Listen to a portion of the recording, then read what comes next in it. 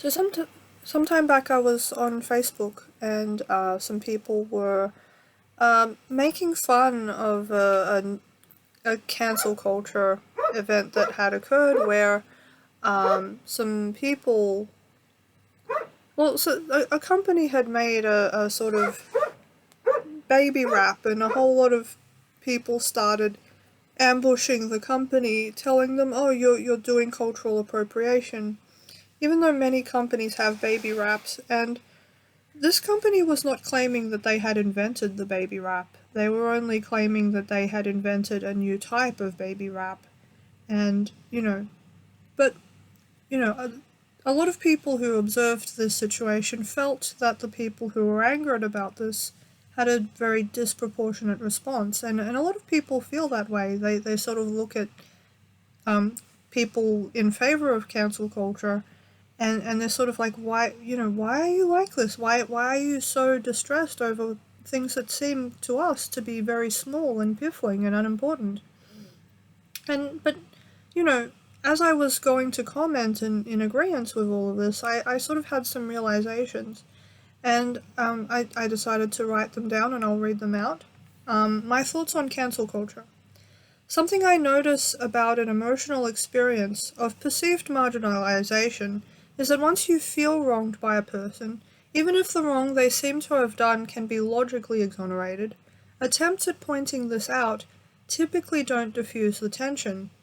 They actually feel worse to the person who feels marginalized, because it seems to suggest that they are simply silly for being upset about anything, that their concerns are, more broadly, wrong. It feels like the other person is still opposing you instead of caring about what you need and how you feel. If you've been raised to feel that you should not expect others to care about your feelings, this will naturally seem odd. But for people who feel that emotions are important and a valuable part of the human experience of life, feelings are everything. So even though the logical retorts people make are usually truthful, they rarely, if ever, end these kinds of arguments. They don't succeed because they fail to answer the emotional experience of feeling invalidated as a person, which, while the offended party might be wrongly diagnosing in that moment, is still a reasonable thing to be upset about. After all, don't we find these situations frustrating to observe because it seems like the offended parties don't care about the experiences of anyone but themselves, and if we can find that offensive, then we should, in theory, be able to understand why they are offended when they feel it is happening to them. It won't work to simply say that they are wrongly diagnosing it, because it still doesn't demonstrate empathy for their feelings, nor does it acknowledge that invalidating others is wrong. You actually end up doing exactly what they fear you are doing. Speaking as someone who becomes irrational when they are hurt or offended, yes, simply apologizing doesn't help. The apology tends to feel like they are trying to get rid of me instead of accepting that I feel the way I do. And talking about their own feelings makes it seem like mine are still completely irrelevant to them. Haven't we all had that happen, where someone seems to be saying sorry to us, yet they don't seem to mean it, or they seem to be making it all about themselves, so we struggle to accept it? Yes, this doesn't seem to apply in every instance, since companies rarely, if ever, have pre-existing emotional relationships with their customers, but I think the same principles will still apply. The behaviors of these people might seem ridiculous, but we must remember that many of the SJW camp have been led to believe that their lives are constantly at risk, that every racial slight, perceived or legitimate, is evidence that they are just a little bit of luck away from being tased and killed. Whether or not this is true is irrelevant to the fact that having to live with this fear is incredibly stressful, and encountering people who don't seem to care about it just seems to make the stress worse and worse. Unless you are reassuring and demonstrate that you care about their fears, they will tend to assume you don't care and would stand idly by while they are being harmed. So I think that rather than simply saying sorry, companies who find themselves being accused would do better to simply modify their marketing to say what the incensed people felt it should have said, to acknowledge directly that they are allowed to feel upset at the concept of marginalization, which, if we get right down to it, is a reasonable thing to be upset about. They should state that they are on the side of people who have fears about being harmed for being who they are, which again is the right thing to do, and that they care about the way these people feel, also the right thing to do. You might want to argue and say, but I'm a very empathetic person.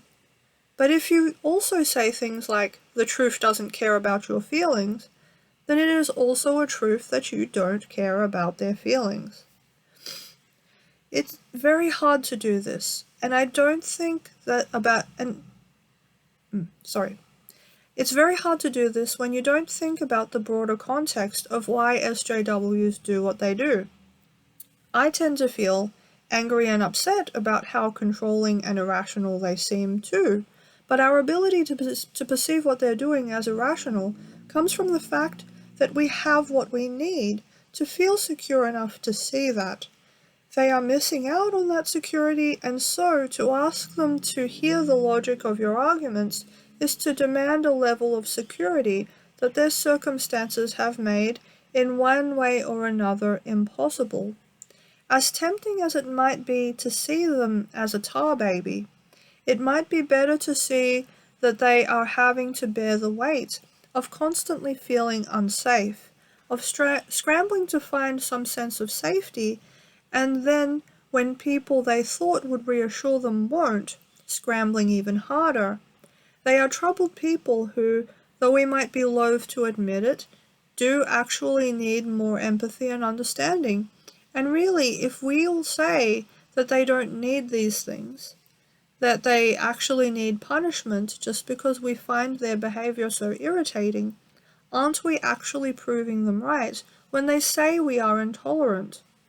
If you want to prove the far-left narrative wrong, show them it is wrong with your actions. Show it with the kindness and empathy you already know you have and wish they would acknowledge. Taking this stance is hard. It means no longer giving ourselves the false comfort of self-righteousness and pride. It means disallowing the people we fear will take away our culture, the comfort and safety we wish they would grant us. The path to peace is made out of the willingness to sacrifice the divides you use to protect yourself, to welcome your enemy, and make them your friend. It won't be easy. It will mean tolerating people who seem to want to harm us and sometimes do. It will mean tolerating people who do and say things we find morally disgusting. It will be a hard and demanding path, a humbling path that will require inhuman levels of patience and empathy. But when you're finding it all too much, you can take comfort in knowing that you are human, and in knowing that the quality of mercy is not strained, whether you extend it to others or yourself. When you're feeling burnt out, you can take a break, do something that restores you, and take solace in knowing that you are no longer participating in an endless war of attrition. Now, given that I just left a Discord server that was quote-unquote woke, may render these words somewhat hypocritical. But I think that in terms of how you approach this matter, it is important to take time away to steel yourself and to look for ways to keep yourself feeling secure enough that you can offer people that kind of patience. And so that will, I think, sometimes necessitate distancing yourself from hostile parties and looking for peaceful ways to get the distance you need. When you talk to these people and ask them about, why they choose these hostile methods, what they'll typically say is they'll talk about how they are emotionally burnt out. They'll talk about how the only people who can maintain a peaceful, benevolent stance are people who aren't actually having to live with day-to-day racism.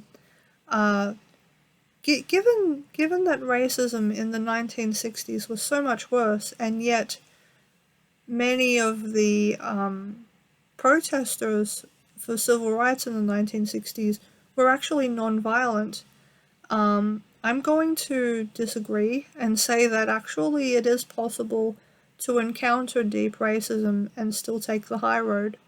But by the same token, I think that the reason these people were able to do that was because they had the security to do this. They had each other to support them. They had leadership that assured them that not only was their cause right and just, but that God was on their side. So, I think Martin Luther King, in taking this stance, was actually, assuring the success of his group by keeping what they were doing positive and legal and helpful. And I feel like if that attitude could return today, not just on the side of protesters, but on the side of people who don't necessarily want to participate in rioting and so forth, we might see a healthier dialogue going on.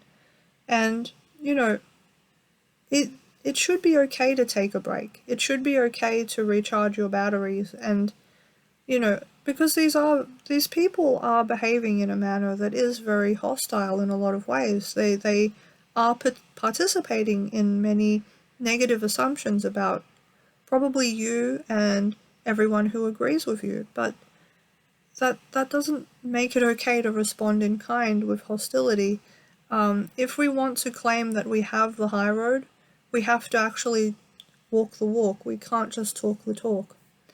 And, unfortunately, I think conservatives have been doing that far too long, where they claim to be opposed to racism in some cases, and yet they don't actually demonstrate any care or concern for people experiencing racism. And, I think in terms of wanting that to change, people in favor of Black Lives Matter are actually speaking the truth. That is actually something that should change. We should care about their problems, and we should be willing to not just say that, but actually do something or say something that demonstrates that care, in fact.